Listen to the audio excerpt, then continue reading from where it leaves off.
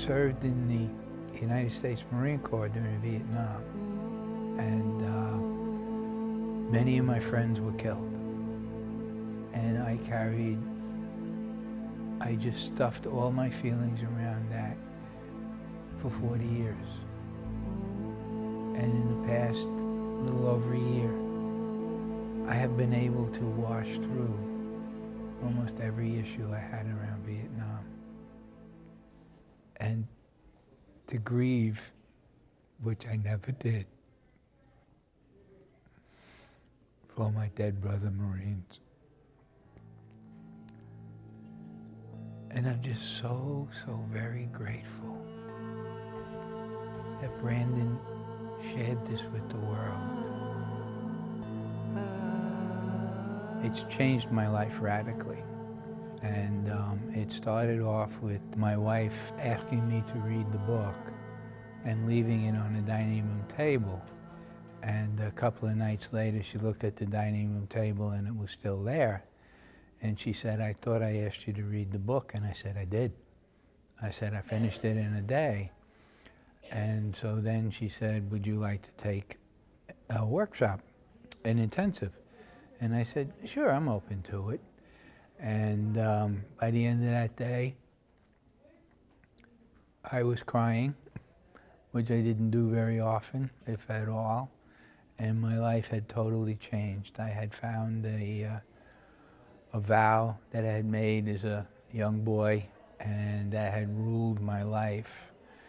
And when I found that, and I realized how much it had affected my life, and how much, by having that vow, I had hurt other people and affected their lives adversely. And it was just a beautiful moment. And Brandon was coming to the United States to do Abundance a couple of months later.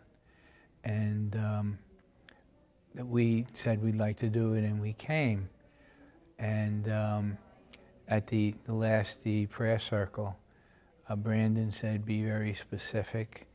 And there were people that were standing up and they were asking for material wealth and to win the lottery and all. And I just got a feeling that if I did something like that, I would be greedy. And I felt into what I really wanted, and I asked to feel comfortable.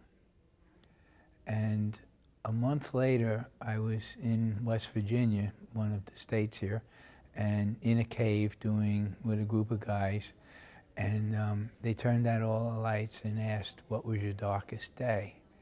And I had been widowed, and it was the first time I ever cried for my wife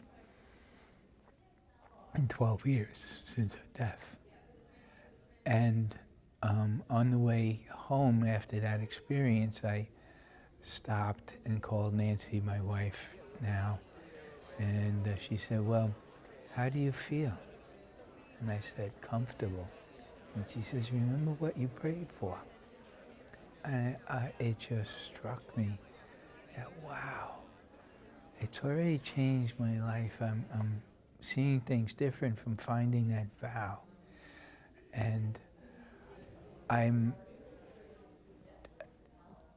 just totally amazed at what happened with the prayer being answered so quickly. When I first came to the journey, I had chronic diverticulitis, which is a disease in the colon, to the point that every 8 to 10 weeks I was having an episode. And the doctors had given me 2 prescriptions that I was to take immediately on the first symptom, not even worrying about getting to an office, because it could go to a life-threatening situation. Well, about 6 or 7 months after my first intensive, I stopped carrying the prescription, except if we went away somewhere. I just put it in the bags. And then I was cleaning the Monday before this most recent intensive, and I had the prescriptions in my hand, and I said, "I don't need these anymore," and I threw them away. And I said, "I understand now. That's where the vow was, and I don't have that anymore." I've had a lot of positive in my life, but I've also had a lot of negative. And the negative seemed so overwhelming at times. That's where I went. That has been the most important thing. It has been really a saving grace for me, because emotionally I was dead. And you know, when you numb yourself to the negative, you also numb yourself to the positive. There's no way that you can just numb certain feelings and leave the others intact. And I wasn't happy. I was just existing in many aspects, you know. But from the very first journey, I've been able to get back in touch with my faith and really feel what it means, what love means, and to feel loved and to give love back. And to me, that's what it's all about, you know. If you don't have love, you could have all the money in the world and you have nothing. If you have love, you don't need anything else. Forgiveness, I think, is extremely important. It's to forgive others because it just brings a wellspring of emotion up.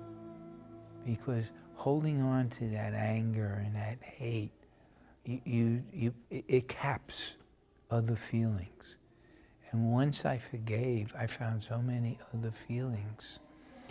And there's been several processes where I've gone through forgiving myself. But last week I found one that I was kind of a similar scenario that I had gone through a number of times about getting forgiveness for having survived the Vietnam War. And my mentor, who never speaks in any of it, he's just there for support, spoke to me. And he said, you don't need forgiveness. You need to honor yourself. And I realized that I actually had forgiven myself quite a while back, but I was still kind of mentally playing that game. And when I reached that point of realizing that I needed to honor myself, and that's another judgment issue, and I just felt so free, so free. It felt like my soul came home.